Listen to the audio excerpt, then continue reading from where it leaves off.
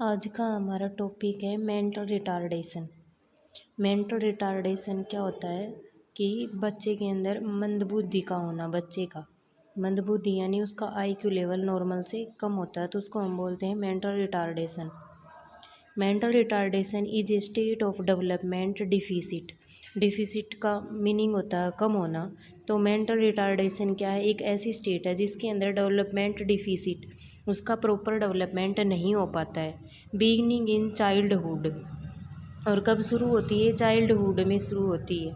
Those result in significant limitation of intellect और cognition and poor adaptation to the demand of every life. और इसके अंदर क्या होता है? सिग्निफिकेंट लिमिटेशन ऑफ इंटैक्ट, यानी उसको जितना नॉलेज होनी चाहिए, जितना उसको सीखना चाहिए, उस चीज़ के अंदर लिमिटेशन आ जाती है।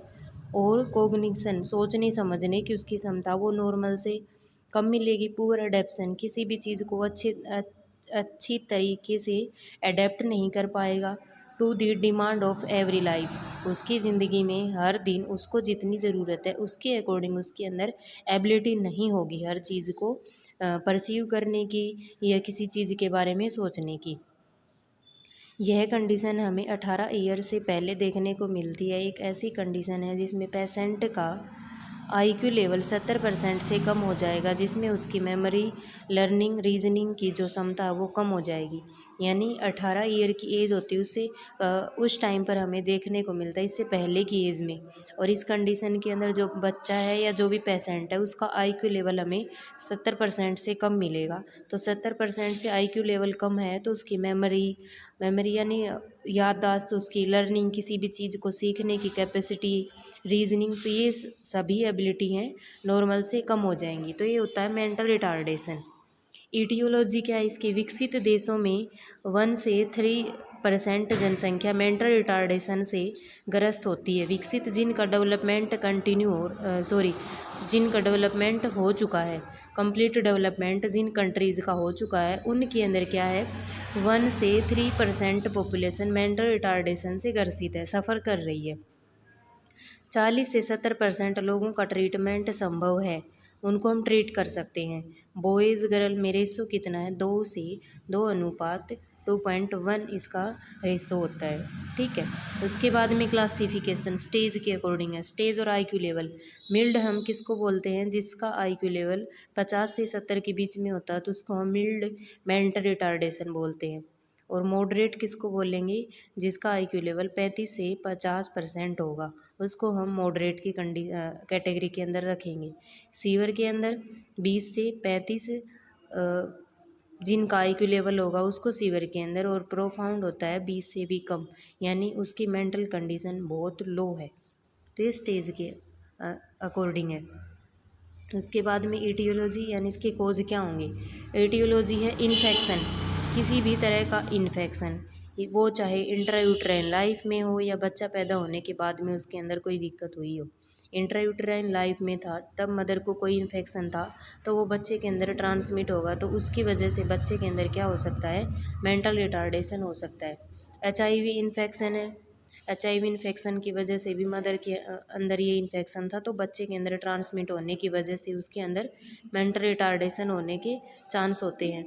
मेनिंजाइटिस से ब्रेन और स्पाइनल कॉर्ड की जो आउटर कवरिंग होती है उसके अंदर इन्फ्लामेशन हो रखा है तो बच्चे के अंदर ट्रांसमिट होने के चांस होते हैं। लिस्टेरियोसिस है, ये एक बैक्टीरियल इन्फेक्शन होता है जो बच्चे के अंदर चला जाएगा तो बच्चे के अंदर मेंटल रिटार्डेशन हो सकता है। इंसेफेलेटाइटिस, ब्रेन के जो टिश्यू हैं वो अब नॉर्मल ग्रोथ करने लगेंगे या उनके अंदर अब नॉर्मलिटी होगी, इन्फेक्शन हो जाएगा तो उसकी वजह से। रूबेला इन्फेक्शन है ये। क्रोमोजोमल अबनॉर्मलिटी क्या है? क्रोमोजोम्स नंबर का अबनॉर्मल होना, यानी क्रोमोजोम्स 23 के पेयर में मिलते हैं 46, अगर उनके अंदर किसी भी तरह की अबनॉर्मलिटी है तो बच्चे के मेंटल रिटार्डेशन होने के चांस होते हैं।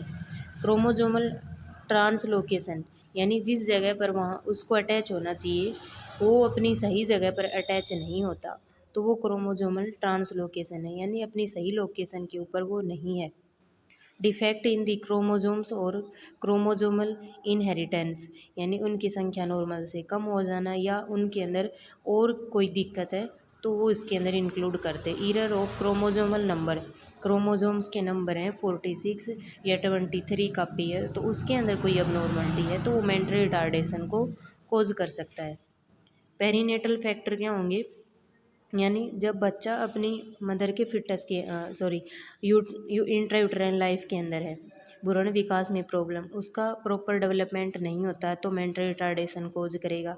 Infection during the pregnancy, pregnancy के दौरान अगर मदर को किसी भी तरह का इन्फेक्शन है तो बच्चे के अंदर ट्रांसमिट होगा और मेंटल रिटार्डेशन को कोज कर सकता है। The smoking, mother drinking, smoking और टेकिंग अदर ड्रग्स मेडिकेशन, वो ड्रिंक करती है, स्मोकिंग करती है और कोई भी साइको सब्सटेंस अब्यूज़ करती है या किसी भी मेडिसिन को वो लेती है बिना डॉक्टर की एडवाइस के, तो ये सारी चीज़ें उसके बच्चे के ऊपर साइड इफ़ेक्ट डालती है। उसके बाद में है पेरीनेटल फैक्टर। पेरीनेटल मदर से रिलेटेड क्या होंगे, प्री मेच्योर बर्थ, यानी टाइम से पहले बच्चा पैदा हो गया तो उसके अंदर मेंटल रिटार्डेशन होने के चांस होते हैं क्योंकि वो टाइम से पहले पैदा हुआ है और उसका प्रॉपर डेवलपमेंट नहीं हुआ होता। लो बर्थ वेट बेबी है तो उनके अंदर ऐसा होने के चांस होते हैं। Deprivation of oxygen to the foetus, अगर फिटस को प्रॉपर ऑक्सीजन नहीं मिलती है तो उस कंडीशन में ऐसा हो सकता है। डिलीवरी टाइम पर ज़्यादा फोर्स लगाने पर भी बच्चे के अंदर उसका हेड वाला हिस्सा है तो वो स्प्रेस हो सकता है, उसकी वजह से कोई क्रोमोजोमल या हार्मोनल इम्बैलेंस उसके अंदर हो सकता है जिसकी वजह से मेंटल रिटार्डेशन बच्चे के अंदर हो जाएगा। उसके बाद में है पोस्ट नेटल कोज। पोस्ट नेटल, बच्चा पैदा होने के बाद में क्या क्या दिक्कतें उसके अंदर मेंटल रिटार्डेशन कोज कर सकती हैं। इन्वायरमेंटल टॉक्सिन्स, इन्वायरमेंट अच्छा नहीं है, इन्वायरमेंट के अंदर बैक्टीरिया, वायरस या पोल्यूटेंट प्रेजेंट हैं तो वो बच्चे के अंदर मेंटल रिटार्डेशन कोज कर सकते हैं। चाइल्डहुड डिजीज़, बचपन में उसके अंदर कोई बीमारियां हो गई हों। Infection such as whooping cough, measles, rubella and mumps और मेनिंजाइटिस, इस तरह का इन्फेक्शन अगर बच्चे के अंदर हो जाता है तो वो मेंटल रिटार्डेशन कोज करेगा। Any injury to the brain, brain के अंदर किसी भी तरह की इंजरी, ब्रेन हैमरेज हो गया हो या बाहर से कोई ट्रॉमा हो गया हो या लीड पॉइजनिंग, तो ये मेंटल रिटार्डेशन को कोज करेंगे। इन्वायरमेंट है डिप्राइवेशन सिंड्रोम, किसी व्यक्ति को सुविधाओं से वंचित करना है यानी उसको अलग थलग कर देना, तो ये सारी चीज़ें भी उसके अंदर मेंटल रिटार्डेशन कोज कर सकती हैं। Genetic abnormality and inheritation metabolic disorder, inherited metabolic disorder यानी खाने का अच्छा डाइजेशन नहीं होता या जो भी हम फूड लेते हैं तो उससे रिलेटेड कोई दिक्कत हो जाए उसके अंदर। जेनेटिक अबनॉर्मलिटी यानी एक पीढ़ी से दूसरी पीढ़ी के अंदर चली आ रही बीमारियाँ।